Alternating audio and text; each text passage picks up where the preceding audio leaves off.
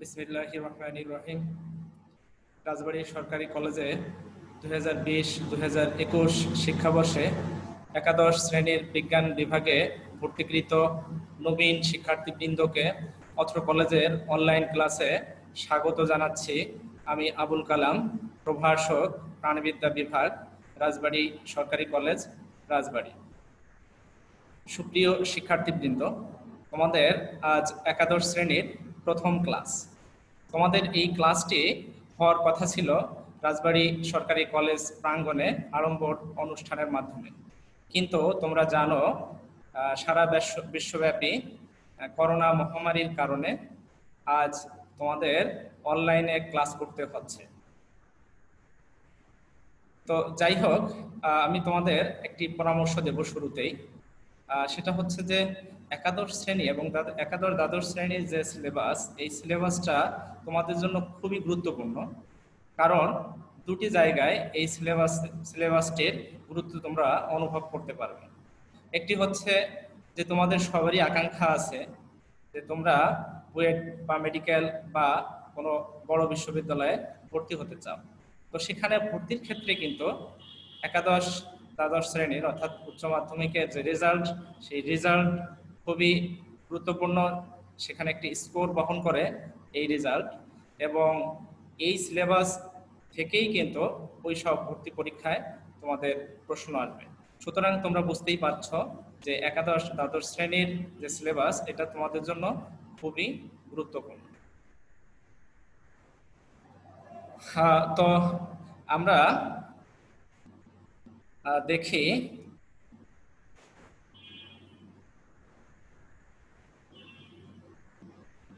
শিক্ষার্থীবৃন্দ, আমি তোমাদেরকে রাজবাড়ী সরকারি কলেজের পক্ষ থেকে ফুলেল শুভেচ্ছা ও অভিনন্দন জানাচ্ছি আজকের এই প্রথম ক্লাসে। তো আজকের আমার পাঠের বিষয় হচ্ছে জীববিজ্ঞান দ্বিতীয় পত্র, একাদশ দ্বাদশ শ্রেণী। আমি প্রথমেই তোমাদেরকে এই একাদশ দ্বাদশ শ্রেণীর যে জীববিজ্ঞান বই, দ্বিতীয় পত্রের বই, সেই বইয়ের রেফারেন্স দিচ্ছি। তো আমি এখানে 5টি নাম লিখে রেখেছি। তোমরা এই 5টি থেকে যে কোনো 2টি বা 1টি বই তোমরা ক্রয় করতে পারো। প্রথম বইয়ের নাম আছে জীববিজ্ঞান দ্বিতীয় পত্র, একাদশ দ্বাদশ শ্রেণী, গাজী আজমল। তারপরে তোমরা কিনতে পারো জীববিজ্ঞান দ্বিতীয় পত্র, একাদশ দ্বাদশ শ্রেণী, মাজেদা বেগমের বই। তারপরে আছে জীববিজ্ঞান দ্বিতীয় পত্র, একাদশ দ্বাদশ শ্রেণী, মোহাম্মদ আশরাফ উদ্দিনের বই। আছে জীববিজ্ঞান দ্বিতীয় পত্র, একাদশ দ্বাদশ শ্রেণী, ডক্টর মোহাম্মদ আব্দুল আলিমের বই। আছে জীববিজ্ঞান দ্বিতীয় পত্র, একাদশ দ্বাদশ শ্রেণী, ডক্টর নুরি পারভিন খানমের বই। শিক্ষার্থীবৃন্দ, তোমরা এখান থেকে যে কোনো 1টি বা 2টি বই ক্রয় করতে পারো।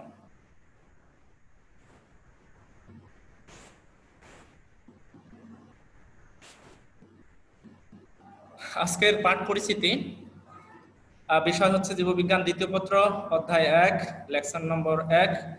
লেকচারের শিরোনাম হচ্ছে প্রাণীর বিভিন্নতা ও শ্রেণীবিন্যাস। আমরা প্রথমেই আসি জীববিজ্ঞান পরিচিতিতে, যেহেতু আমাদের জীববিজ্ঞান সম্পর্কে জানতে হবে। তো জীববিজ্ঞান পড়ার শুরুতেই আমাদের আসলে জানতে হবে যে জীববিজ্ঞান কি। তোমরা অবশ্য এই 9-10-এ জীববিজ্ঞান সম্পর্কে অনেকটাই পড়েছ। এখন উচ্চ মাধ্যমিকে বিস্তারিতভাবে কিন্তু এই জীববিজ্ঞান বিষয়ে জানতে হবে। তো জীববিজ্ঞান বায়োলজি, অর্থাৎ বায়োলজি, এটা গ্রিক দুটো শব্দ থেকে আসছে। একটি হচ্ছে বায়োস, আরেকটি হচ্ছে লগোস। বায়োস এবং লগোস। বায়োস মিনিং হচ্ছে লাইফ, আর লগোস মিনিং হচ্ছে স্টাডি। অর্থাৎ লাইফ অর্থাৎ জীবন সম্পর্কে স্টাডি করাই হচ্ছে জীববিজ্ঞান। অর্থাৎ এক কথায় হচ্ছে যে জীববিজ্ঞানে জীবন সম্পর্কে আলোচনা করা হয়। তাহলে আসলে জীবন কি? What is life? জীবন হচ্ছে যে এমন একটি সত্তা যে সত্তার ভিতরে বিভিন্ন ধরনের জৈবনিক প্রক্রিয়া চলে, যেমন শ্বসন, রেচন, তারপরে পরিপাক, সালোক সংশ্লেষণ। এটা উদ্ভিদে প্রাণীতে ভিন্নতা থাকতে পারে। তো এই সব যে জৈবনিক প্রক্রিয়া যে সত্তার অভ্যন্তরে চলে, আসলে সেই সত্তাটাই হচ্ছে জীবন। আমরা অন্যভাবে বলতে পারি যে প্রোটোপ্লাজমের ভিত্তি হচ্ছে জীবন। তাহলে জীববিজ্ঞানের মূল আলোচ্য বিষয় হচ্ছে এখানে লাইফ তথা জীবন নিয়ে আলোচনা করা হবে। জীববিজ্ঞানের দুটি শাখা আছে, একটি হচ্ছে উদ্ভিদ বিজ্ঞান আর একটি শাখা হচ্ছে প্রাণী বিজ্ঞান।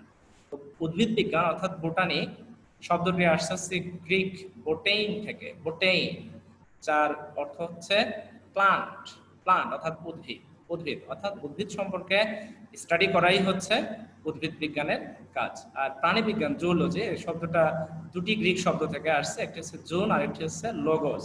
জুন শব্দের অর্থ হচ্ছে অ্যানিমাল অর্থাৎ প্রাণী, আর লোগোস শব্দের অর্থ হচ্ছে স্টাডি অর্থাৎ আলোচনা করা।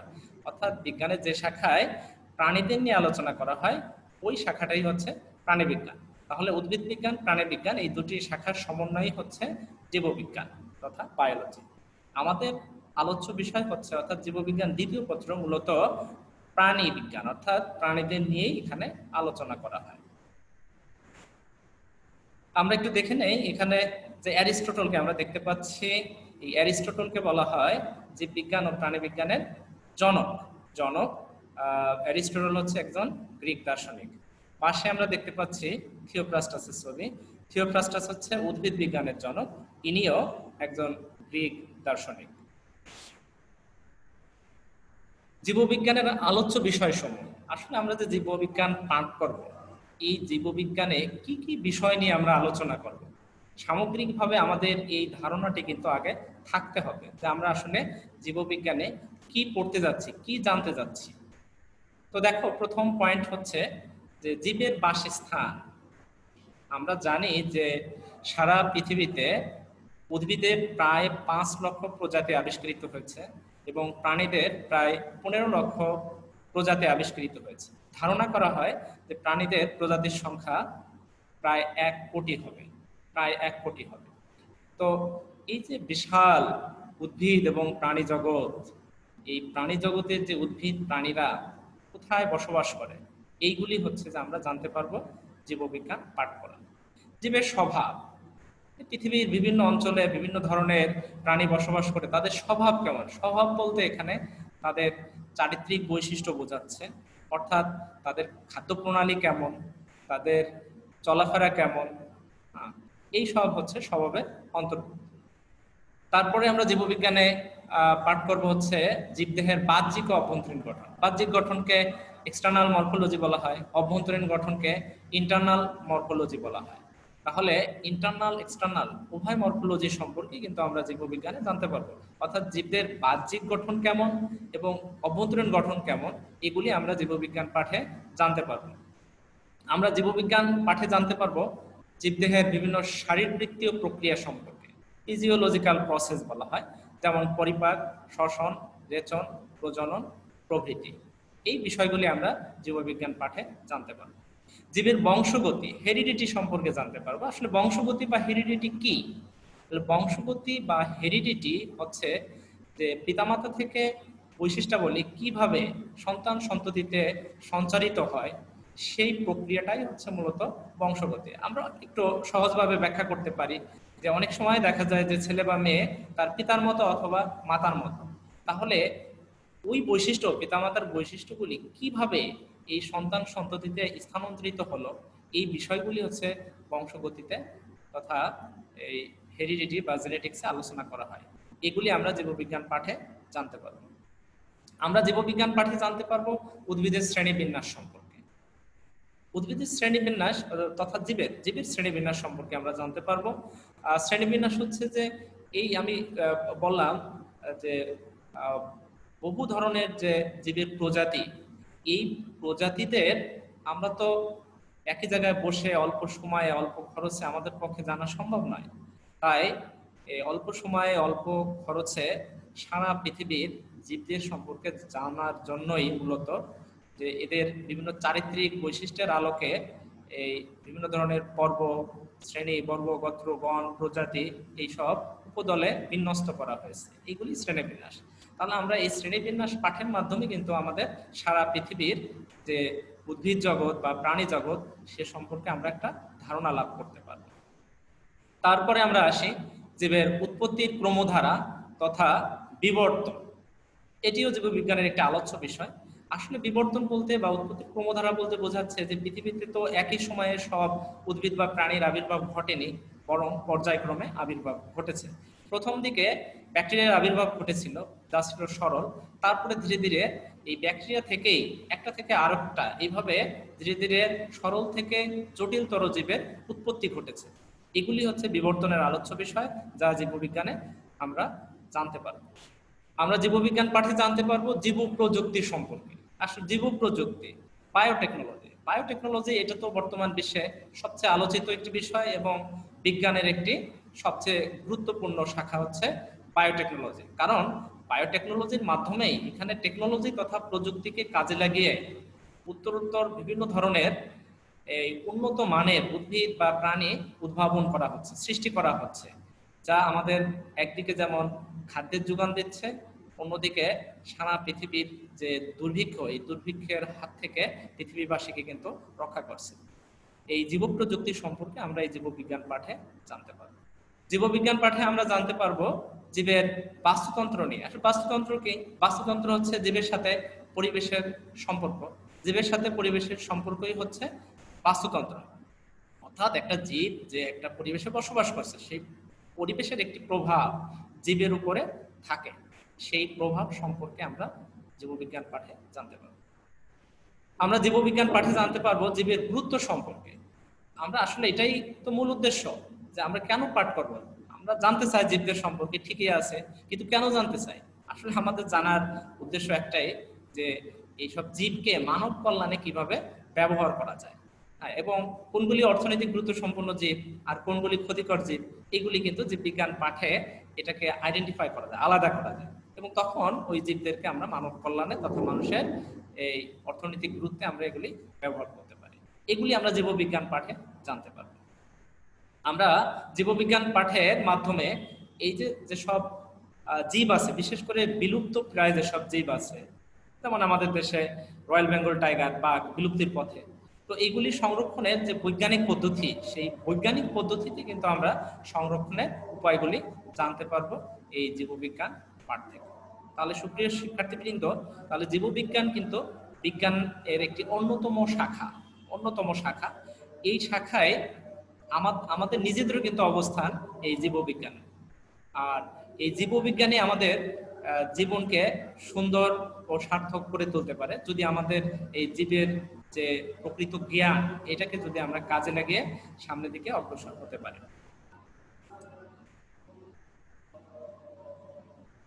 শিক্ষার্থীবৃন্দ, আজকে আমাদের আলোচনার মূল বিষয় হচ্ছে প্রাণীর বিভিন্নতা ও শ্রেণীবিন্যাস, অর্থাৎ প্রথম অধ্যায় এটি আছে। এই প্রাণীর বিভিন্নতা ও শ্রেণীবিন্যাস পাঠে আসলে আমরা কি কি জানতে পারবো, অর্থাৎ শিক্ষণ ফল কি? আমাদের শিক্ষণ ফলটা হচ্ছে যে এই অধ্যায়টা পাঠ করলে আমরা প্রাণী জগতের ভিন্নতা ব্যাখ্যা করতে পারবো। অর্থাৎ এই যে প্রাণী জগতের মধ্যে যে ভিন্নতা দেখা যায়, আমি যে বললাম যে 1 কোটি প্রাণী এবং প্রায় 15 লক্ষ যে উদ্ভিদ আবিষ্কৃত, এইগুলি একটা আরেকটা থেকে ভিন্ন কেন, সেই ভিন্নতা আমরা এখানে ব্যাখ্যা করতে পারবো। 2 নাম্বার হচ্ছে এই অধ্যায় পাঠে আমরা প্রাণীকে বিভিন্ন শ্রেণীতে ভাগ করার ভিত্তি ও নীতি ব্যাখ্যা করতে পারবো। অর্থাৎ শ্রেণীর বিন্যাস যে আমরা করবো প্রাণীর, এই শ্রেণীবিন্যাস কিসের উপর ভিত্তি করে এবং কোন নীতির ভিত্তিতে, সেইগুলি কিন্তু আমরা এই অধ্যায় পাঠে, স্পেসিফিক এই অধ্যায় পাঠে আমরা জানতে পারবো। এই অধ্যায় পাঠে আমরা জানতে পারবো বিভিন্ন ধরনের প্রাণীকে বিন্যস্ত করার প্রয়োজনীয়তা সম্পর্কে। অর্থাৎ আমরা যে বিন্যস্ত করব, এটার প্রয়োজনীয়তা কি, কেন, সেটা কিন্তু আমরা এই অধ্যায় পাঠে জানতে পারব। আমরা নন করডেটা প্রাণীকে প্রধান পর্ব পর্যন্ত বিন্যস্ত করতে পারবো এই অধ্যায় পাঠ করলে। সাথে সাথে করডেটা প্রাণীকে শ্রেণী পর্যন্ত বিন্যস্ত করতে আমরা শিখব। তারপরে দেখো যে এই অধ্যায়ে একটি ব্যবহারিক অংশ আছে। সেই ব্যবহারিক অংশে প্রধান পর্ব এবং শ্রেণীগুলির কিছু প্রাণী সম্পর্কে তোমাদের এই মিউজিয়াম স্টাডি করতে হবে, অর্থাৎ সরাসরি প্রাণীগুলি তোমাদের দেওয়া হবে, জীবিত অথবা মৃত যেগুলি মিউজিয়ামে রাখা হয়, ফরমালিন দিয়ে সংরক্ষণ করা হয়, সেই সব প্রাণী তোমাদের সরবরাহ করা হবে। তো সেই সব প্রাণী স্টাডি করে তোমরা সেই সব প্রাণী শনাক্ত করতে পারবে এবং ওই প্রাণীর চিত্র অঙ্কন করা শিখতে পারবে। তো শিক্ষার্থীবৃন্দ, আমরা এই অধ্যায় পাঠে এই বিষয়গুলি আমরা জানতে পারব। এবার আমরা মূল পয়েন্টে আসি, প্রাণীর বিভিন্নতা বা প্রাণী বৈচিত্র্য। প্রাণী বৈচিত্র্য জানার আগে আমরা আসলে জীববৈচিত্র্য সম্পর্কে একটু জানি, বায়োডাইভার্সিটি তথা জীববৈচিত্র্য। তো জীববৈচিত্র্য বলতে আসলে কি বোঝায়? তো জীববৈচিত্র্য বলতে বোঝাচ্ছে ভেরিয়েশন অফ লাইফ। ডাইভার্সিটি হচ্ছে ভেরিয়েশন, আর বায়োস মানে লাইফ, তাহলে ভেরিয়েশন অফ লাইফ অর্থাৎ জীবের যে বৈচিত্র্য, যে পার্থক্য একটা থেকে আরেকটা, সেটাই হচ্ছে জীববৈচিত্র্য। অন্যভাবে বলতে পারি যে আমরা পৃথিবীতে বিভিন্ন ধরনের জীব দেখতে পাই, এই ভিন্নতাই হচ্ছে জীববৈচিত্র্য। আর প্রাণী বৈচিত্র্য, আমাদের মূল পয়েন্ট হচ্ছে প্রাণী বৈচিত্র্য। তো প্রাণী বৈচিত্র্য বা অ্যানিম্যাল ডাইভার্সিটি, যেটা স্বাভাবিকভাবেই ভেরিয়েশন অফ অ্যানিম্যাল লাইফ, প্রাণীদের মধ্যে যেসব ভেরিয়েশন দেখা যাবে তাই প্রাণী বৈচিত্র্য। উদ্ভিদের মধ্যে যেসব বৈচিত্র্য দেখা যাবে তাই উদ্ভিদ বৈচিত্র্য। আর উদ্ভিদ বৈচিত্র্য প্রাণী বৈচিত্র্য নিয়েই তো জীববৈচিত্র্য। তো এখানে আমরা প্রাণী শব্দটা যেহেতু ব্যবহার করেছি, তো শিক্ষার্থী কিন্তু আমাদের আসলে উদ্ভিদ এবং প্রাণী এর পার্থক্যটা কিন্তু মনে রাখা প্রয়োজন, বেসিক পার্থক্য মনে রাখতে হবে। আসলে প্রাণী বলতে বোঝাচ্ছে সেই সব জীব যারা সাধারণত নিজেদের খাদ্য নিজেরা তৈরি করতে পারে না, অর্থাৎ খাদ্যের জন্য অন্যের উপর নির্ভরশীল, যাদের কোষে জড় কোষ প্রাচীর থাকে না, তারাই হচ্ছে প্রাণী, এবং সাধারণত এরা চলাফেরায় সক্ষম হয়, আবার চলাফেরা নাও করতে পারে, নিশ্চল প্রাণীও আছে। আর উদ্ভিদ হচ্ছে এদের যে কোষে একটি জড় কোষ প্রাচীর থাকে এবং তারা নিজেদের খাদ্য নিজেরা তৈরি করতে পারে এবং সাধারণত চলাচল করতে পারে না, এরা হচ্ছে উদ্ভিদ। তাহলে উদ্ভিদ প্রাণীর পার্থক্যটুকু আমাদের অবশ্যই মনে রাখতে হবে। তাহলে সারা পৃথিবীর এই উদ্ভিদ এবং প্রাণী এদের মধ্যে যে বৈচিত্র্য দেখা যায় তাই নিয়েই কিন্তু জীববৈচিত্র্য। আসলে আমরা যদি জীববৈচিত্র্যের সংজ্ঞাটা এভাবে দাঁড় করাতে পারি যে জলে, স্থলে, অন্তরিক্ষে জীবদের মধ্যে যে জিনগত, প্রজাতিগত বা বাস্তুতান্ত্রিক বৈচিত্র্য দেখা যায় তাই হচ্ছে জীববৈচিত্র্য। স্বাভাবিকভাবেই আমরা যদি প্রাণী বৈচিত্র্যের কথা বলি, তাহলে সারা পৃথিবীতে জলে, স্থলে, অন্তরিক্ষে প্রাণীদের মধ্যে যে জিনগত, প্রজাতিগত ও বাস্তুতান্ত্রিক বৈচিত্র্য দেখা যায় তাই প্রাণী বৈচিত্র্য। এখন আমরা দেখি যে এই প্রাণী বৈচিত্র্যের প্রকারভেদ। প্রাণী বৈচিত্র্যকে 3 ভাগে ভাগ করা হয়। একটা হচ্ছে জিনগত বৈচিত্র্য, প্রজাতিগত বৈচিত্র্য, আর একটি হচ্ছে বাস্তুতান্ত্রিক বৈচিত্র্য। আমরা একে একে 3টা পয়েন্ট ব্যাখ্যা করি। জিনগত বৈচিত্র্য, আসলে জিনগত বৈচিত্র্য বলতে বোঝায় যে একই প্রজাতির মধ্যে যে জিনের পার্থক্যের কারণে যে বৈচিত্র্য দেখা যায় তাই হচ্ছে জিনগত বৈচিত্র্য। যেমন সারা পৃথিবীর মানুষ হচ্ছে একই প্রজাতি, হোমো সেপিয়েন্স, এদের ক্রোমোজোম সংখ্যা 1, সব মানুষেরই এই 46টি ক্রোমোজোম থাকে, অর্থাৎ 23 জোড়া ক্রোমোজোম থাকে। এই কারণে এই পৃথিবীর সব মানুষ একই প্রজাতিভুক্ত, কিন্তু একজন মানুষ থেকে আরেকজন মানুষ সম্পূর্ণরূপে আলাদা, অর্থাৎ দেখতে ভিন্নতা আছে। এই ভিন্নতার কারণ কি? এই ভিন্নতার কারণ হচ্ছে যে ডিএনএতে জিনের পার্থক্য। তাহলে একই প্রজাতির মধ্যে যে জিনের পার্থক্যের কারণে যে বৈচিত্র্য দেখা যাবে তাই হচ্ছে জিনগত বৈচিত্র্য। প্রজাতিগত বৈচিত্র্য বলতে বোঝাচ্ছে যে এই প্রজাতিতে যে বৈচিত্র্য দেখা যায় তাই হচ্ছে প্রজাতিগত বৈচিত্র্য। এখানে আমাদের একটি বিষয় মনে রাখতে হবে যে আসলে প্রজাতি কি। প্রজাতি না বুঝলে তো আমরা প্রজাতিগত বৈচিত্র্য বুঝতে পারবো না। তাহলে প্রজাতি হচ্ছে সর্বাধিক বৈশিষ্ট্যে মিল সম্পন্ন একদল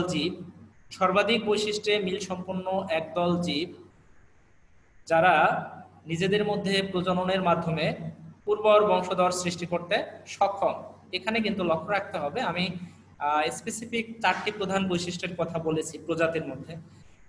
তার 1 নম্বর ছিল হচ্ছে সর্বাধিক বৈশিষ্ট্যে মিল সম্পন্ন, অর্থাৎ একদল জীব যাদের মধ্যে বেশিরভাগ বৈশিষ্ট্য একই রকমের। তারপরে বলেছি হচ্ছে তারা নিজেদের মধ্যে প্রজনন হতে পারে, তাদের নিজেদের মধ্যে কিন্তু প্রজনন হবে এবং 3 নম্বর পয়েন্ট হচ্ছে সেই প্রজননের মাধ্যমে তাদের মধ্যে উর্বর বংশধর হবে। উর্বর বংশধর যদি না হয় তাহলে সেটাকে প্রজাতি বলা হবে না। যেমন অনেক সময় গাধা এবং ঘোড়া এর ক্রসে কিন্তু খচ্চর উৎপন্ন হয়, কিন্তু খচ্চর হচ্ছে এই উর্বর নয়। তো যেহেতু অর্থাৎ প্রজননক্ষম নয়, এই কারণে কিন্তু আমরা গাধা এবং ঘোড়াকে একই প্রজাতিভুক্ত বলতে পারি না। কারণ প্রজাতির শর্তই হচ্ছে যে নিজেদের মধ্যে প্রজনন হবে এবং প্রজননের মাধ্যমে উর্বর বংশধর সৃষ্টি হতে হবে, উর্বর বংশধর সৃষ্টি হতে হবে।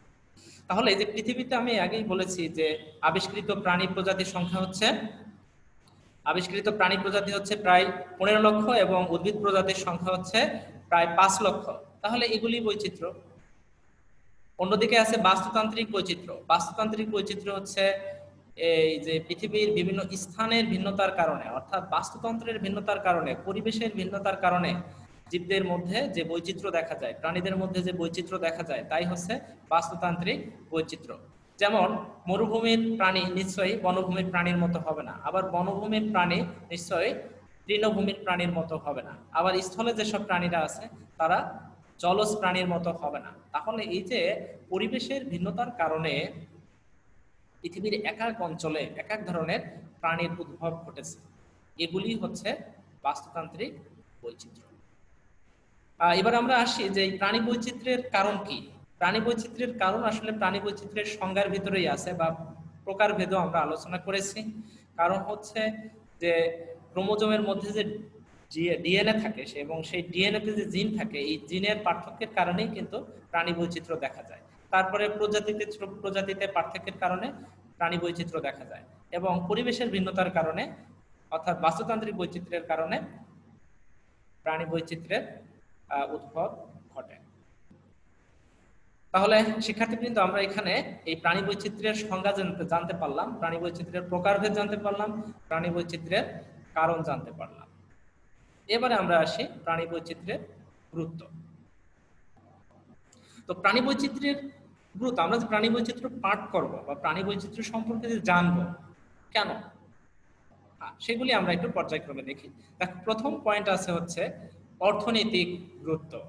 অর্থনৈতিক গুরুত্ব আসলে যে আমাদের যে খাদ্য পাই উদ্ভিদ থেকে, এটা কিন্তু মাত্র 10-12টি উদ্ভিদ থেকেই কিন্তু আমাদের অধিকাংশ খাদ্যের যোগান হয়। একইভাবে আমরা যদি প্রাণীর কথা বলি, প্রাণীরও কিন্তু আমরা অল্প কিছু প্রাণী আমাদের এই মাছ, মাংস, ডিম, দুধ এইগুলি যোগান দিচ্ছে। তো আরো যদি আমরা প্রাণী বৈচিত্র্য সম্পর্কে জানতে পারি, বা প্রাণী যদি আরো নতুন নতুন আবিষ্কার হয়, উদ্ভিদ যদি আবিষ্কার হয়, তাহলে আমাদের এই অর্থনৈতিক গুরুত্বের তারও কিন্তু আরো উন্মোচিত হয়। তাহলে এই প্রাণী বৈচিত্র্যের প্রথম এবং প্রধান গুরুত্বই হচ্ছে যে তারা আমাদেরকে অর্থনৈতিকভাবে সমৃদ্ধ করছে। অর্থাৎ প্রাণীদের কাছ থেকেই আমরা মাছ, মাংস, ডিম, দুধ পাচ্ছি, উদ্ভিদের কাছ থেকে আমরা এই ভাত, রুটি এইগুলির আমরা পাচ্ছি, অর্থাৎ খাদ্যর যোগান দিচ্ছে। তারপরে আমরা কিন্তু বিভিন্ন ধরনের আসবাবপত্র, তারপরে হচ্ছে যে বিভিন্ন দামি এই লেদার বিভিন্ন প্রাণী থেকে কিন্তু লেদার অর্থাৎ চামড়া সংরক্ষণ করে এই লেদারের চামড়ার বিভিন্ন উপকরণ তৈরি করা হয়, যেমন জুতা, ব্যাগ, এগুলি তৈরি হয়। তাহলে এগুলিও কিন্তু অর্থনৈতিক গুরুত্বের ভিতরে আসে। 2 নম্বর পয়েন্ট লিখেছি হচ্ছে বাস্তুতান্ত্রিক গুরুত্ব। প্রাণী বৈচিত্র্যের বাস্তুতান্ত্রিক গুরুত্ব কি? এদের বাস্তুতান্ত্রিক গুরুত্ব বলতে বোঝাচ্ছে যে পরিবেশের সাথে, আগেই বলেছি বাস্তুতন্ত্র বলতে পরিবেশের সাথে জীবের একটি সম্পর্কই হচ্ছে বাস্তুতন্ত্র। তো বাস্তুতন্ত্রে একটা ফুড চেইন থাকে। ফুড চেইন হচ্ছে একটা প্রাণী আরেকটা প্রাণীর উপর নির্ভরশীল হয়। যেমন আমি যদি তৃণভূমির কথা বলি, তৃণভূমিতে ঘাসফড়িং খেয়ে ব্যাঙ বেঁচে থাকে, ব্যাঙকে খেয়ে সাপ বেঁচে থাকে, আবার সাপকে খেয়ে সেখানে বাঁশ বা ঈগল বেঁচে থাকে। তাহলে এই যে একটা আরেকটার উপর নির্ভরশীল এবং একটা চেইন গঠন করেছে, একে বলা হয় ফুড চেইন। তো ফুড চেইনে কিন্তু প্রতিটি প্রাণীরই এক একটি গুরুত্ব আছে, এবং একটি প্রাণী যদি না থাকে তাহলে তার উপর নির্ভরশীল অন্য প্রাণীরাও বাঁচতে পারবে না। পোকামাকড় না থাকলে তো পরাগায়ন হবে না, উদ্ভিদও থাকবে না। তো এভাবে কিন্তু যে বাস্তুতন্ত্রের যে ফুড চেইনে প্রতিটি প্রাণীরই একটি একটি করে গুরুত্ব থাকে। হয়তো আমাদের মনে হতে পারে যে একটি প্রাণীর কথা, পোকামাকড় এটার কি কাজ, এটা হয়তো অনর্থক, কিন্তু কোনো প্রাণী কোনো উদ্ভিদই অনর্থক না, কারণ বাস্তুতন্ত্রের যে ফুড চেইন, সেই ফুড চেইনে তার একটি অবদান আছে। 3 নম্বর পয়েন্ট লিখেছি নৈসর্গিক গুরুত্ব। তো নৈসর্গিক গুরুত্ব বা নান্দনিক গুরুত্ব বলা হয়। তো নান্দনিক গুরুত্ব বলতে দেখো যে আমরা কিন্তু বায়োফিলিয়া বলে, বায়োফিলিয়া হচ্ছে জীবের প্রতি আমাদের একটা আকর্ষণ কাজ করে। আমরা সুন্দরবন যেতে চাই, বাঘ দেখবো, আমরা বনভূমিতে যেতে চাই, আহ, বড় বড় বৃক্ষ দেখবো। হ্যাঁ, এভাবে দেখো যে যেখানে প্রাণী বৈচিত্র্য আছে সেই স্থানগুলি কিন্তু আমাদের আকর্ষণ করে, বায়োফিলিয়া বলে, বায়োফিলিয়া বলে। তো যদি জীববৈচিত্র্য না থাকে আমাদের কিন্তু হয়তো আমরা দালান কোঠায় বসবাস করব, কিন্তু আমাদের মানসিক প্রশান্তি কিন্তু থাকবে না। তো এই যে আমাদের যে ভালো লাগা প্রাণীদের দেখে, যে আমাদের প্রশান্তি, মানসিক প্রশান্তি, এটাই হচ্ছে নৈসর্গিক গুরুত্ব। 4 নম্বর পয়েন্ট লিখেছি সাংস্কৃতিক গুরুত্ব। তো সাংস্কৃতিক গুরুত্ব হচ্ছে যে এটা বলা হয় যে যে দেশে প্রাণী বৈচিত্র্য যত বেশি সেই দেশ কিন্তু তত সাংস্কৃতিকভাবে সমৃদ্ধ, কারণ সংস্কৃতির পরতে পরতে এই প্রাণীদের দেখতে পাওয়া যায়। কারণ দেখো যে আমাদের দেশের যে সংস্কৃতিগুলি, গল্প, উপন্যাস, কবিতা, সেখানে বাঘ, সিংহ, খরগোশ, কচ্ছপ এগুলি নিয়ে কিন্তু কাহিনী রচিত হয়েছে। তো এইসব প্রাণী যদি না থাকতো তাহলে কিন্তু এইসব উপন্যাসের উপাদানগুলি কই পেত, উপকরণগুলি কই পেত, পেত না। তাহলে এই জীববৈচিত্র্য কিন্তু সংস্কৃতিকেও সমৃদ্ধ করেছে। এটাকে সাংস্কৃতিক গুরুত্ব বলা হয়। ভবিষ্য গুরুত্ব, ভবিষ্য গুরুত্ব হচ্ছে যে এখন হয়তো একটি প্রাণী আমাদের কাছে একেবারেই মনে হয় যে কোনো অর্থ, কোনো গুরুত্ব নেই, কিন্তু হতে পারে যে কোনো এক সময় এই করোনার ভ্যাকসিন হতে পারে, যে করোনার ভ্যাকসিন একেবারে একটি অপরিচিত উদ্ভিদ বা প্রাণী থেকে আবিষ্কৃত হলো, হতে পারে। কিন্তু তো এদের এই কারণে কোনো উদ্ভিদ বা প্রাণীকেই বলা যাবে না যে এর কোনোই অর্থনৈতিক গুরুত্ব নেই, যদিও আমরা হয়তো দেখতে পাচ্ছি কোনো গুরুত্ব নেই, কারণ ভবিষ্যতে কিন্তু তার একটি গুরুত্ব আমাদের কাছে এসে যেতে পারে। এটাকেই হচ্ছে প্রাণী বৈচিত্র্যের ভবিষ্য গুরুত্ব বলা হয়।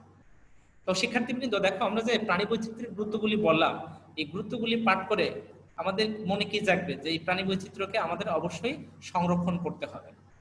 আসলে প্রাণী বিজ্ঞান খুবই একটি মজার সাবজেক্ট। তোমরা এটা যতই পড়বে ততই কিন্তু তোমাদের অনেক ভালো লাগবে, আর গুরুত্বগুলো তো অবশ্যই তোমাদের ভালো করে মানে জানতে হবে।